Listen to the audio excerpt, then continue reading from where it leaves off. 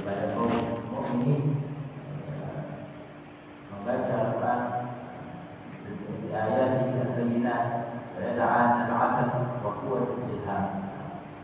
Keberkahan apa yang akan didapatkan tatkala dia membaca dan memahami Al-Quran?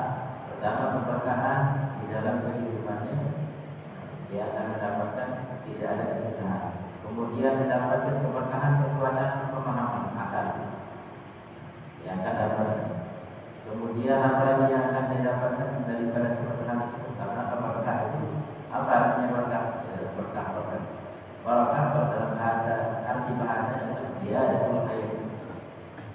Lebih daripada kebaikan itu namanya berkah. Sama kayak ayat sedikit. Bagaimana sebuah riwayat Rasulullah punya ayat satu gelas ini bisa diminum ratusan sahabat. Itu namanya berkah. Apa maksudnya berkah? Berkah ada sesuatu yang lebih daripada hal tersebut berupa kebaikan. Kalau dia diminum satu orang, dua orang habis, nah segitu sudah takaran. Tapi ada air yang sedikit bisa diminum sampai puluhan orang, sampai ratusan orang. Seperti itu artinya adalah berkah itu. Oleh karena itu barakah di dalam seseorang dalam kesehariannya inti sumber daripada keberkahan adalah dia memanfaatkan imannya dan caranya tadi dalam keseharian. Pertama dikatakan oleh para ulama adalah dia membaca Al-Quran dan memahami makna. Banyak yang membaca Al-Quran berjudul-judul tapi ya kurang berkah. Dia membaca gitu saja tanpa tadabbur makna itu. Yang lebih berkah lagi dia tadabbur juga makna. Sehingga tahapan orang yang memahami ayat Al-Quran, dia baca saja pemahaman apa, daripada tak baca sama sekali. Kemudian sehingga dia meresapi apa sebagian ulama mengatakan, sebagian sholihin, para ulama mengatakan sebagian kaum sholihin dari para ulama, mereka membagi waktu Al-Quran ada yang dia baca cepat. Satu Al-Qurannya dia beli berapa jenis Al-Quran? 3. Ada yang khataman yang satu ini 1 minggu sekali khatam. Setiap hari Kamis khatam. Bacanya cepat pasti. Kalau di aplikasi ada aplikasi yang Hizbul Al-Quran dibagi di hadis dari Jumat, Sabtu, sekian ada batasannya.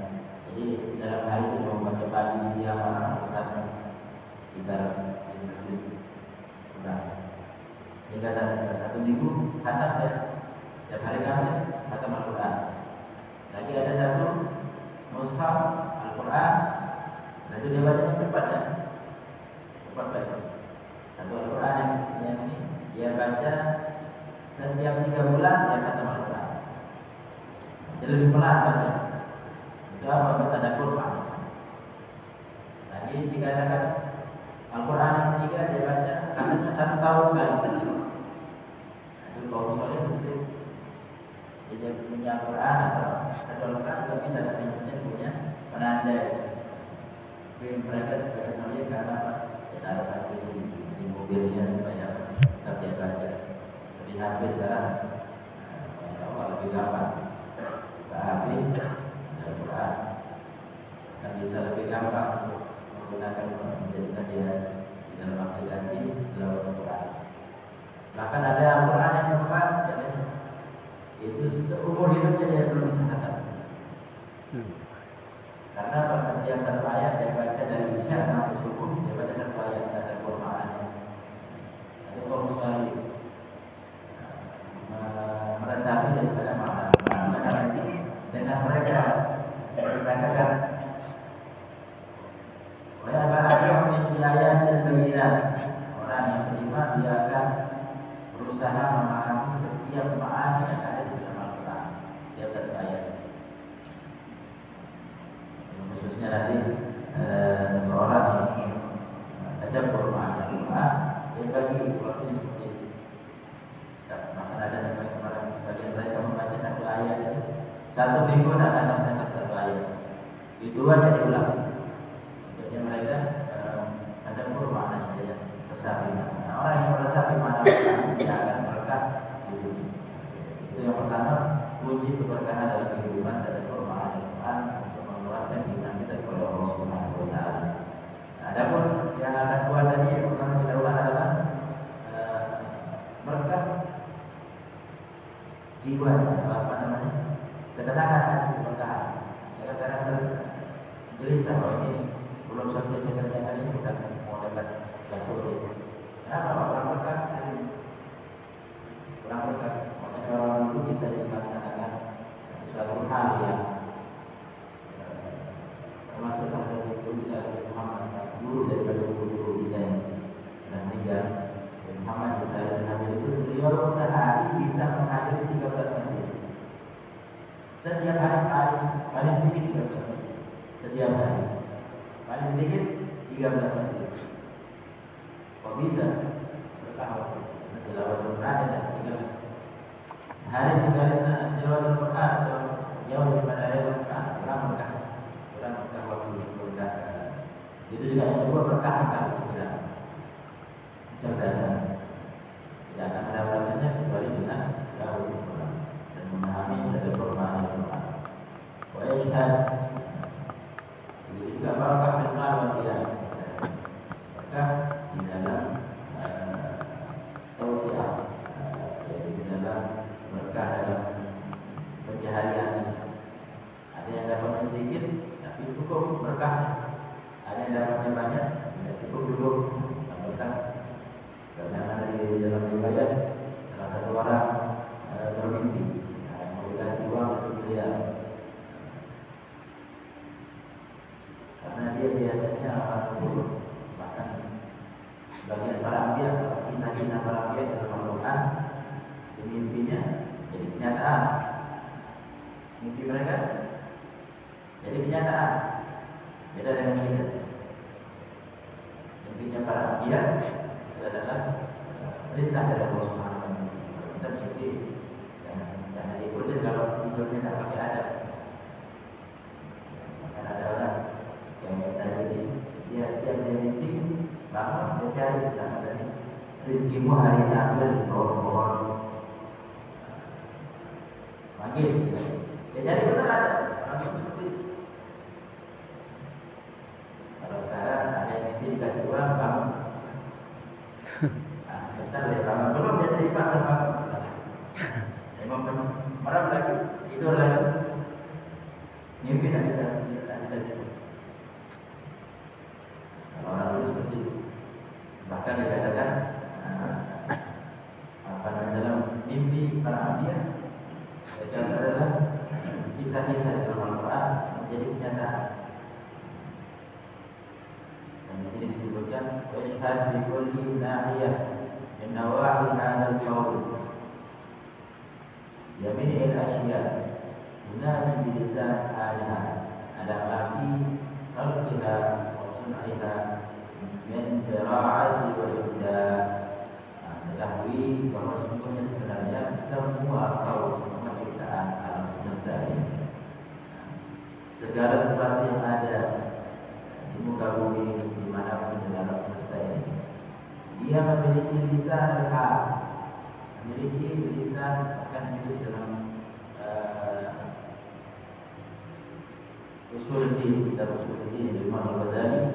Nah, kita baca juga di Quran sama para jumhur khususnya sama ulama itu dijelaskan kenapa Rasulullah SAW itu memakmurkan kita tak kala kita keluar, karena alhamdulillah insyaallah keluar sempurna, masih sendalnya 2.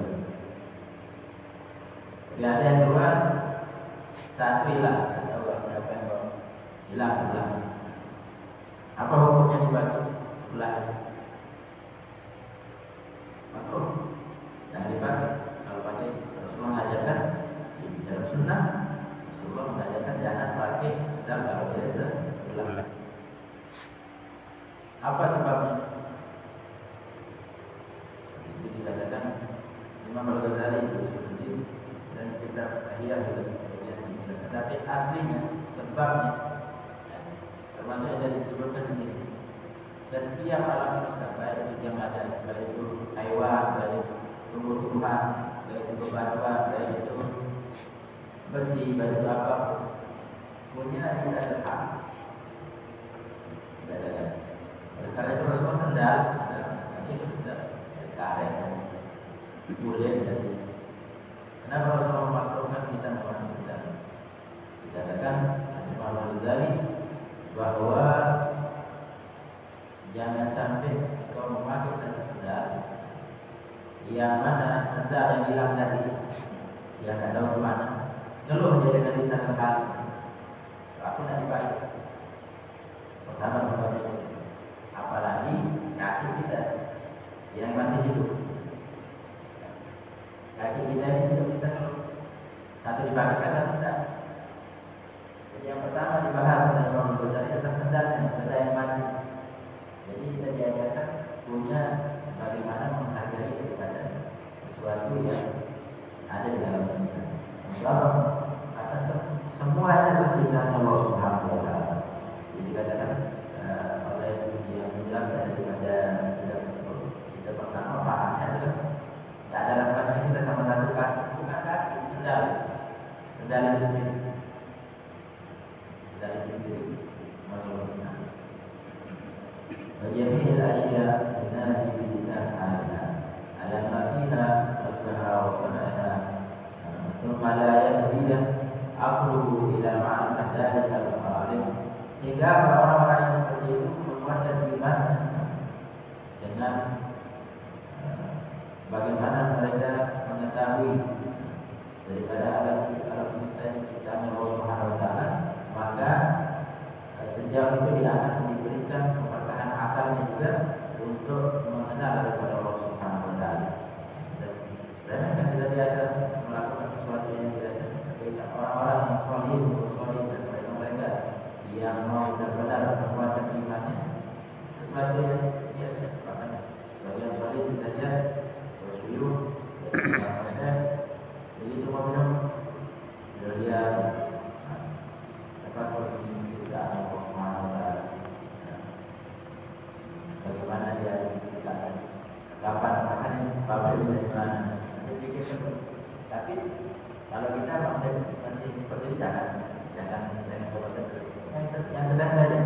Kalau mereka kaum solihin yang sudah tafakurnya mendarat lagi waktu yang sedikit itu dia bisa dengan pandangan sedikit dia bisa tahu kapan ini di pabriknya kapan dia bisa dirasa. Kalau kita kapan minum dan kalau pikirkan gitu. Tapi dianjurkan kita untuk meluangkan waktu kita untuk tafakur di dalam ciptaan Allah Subhanahu wa taala.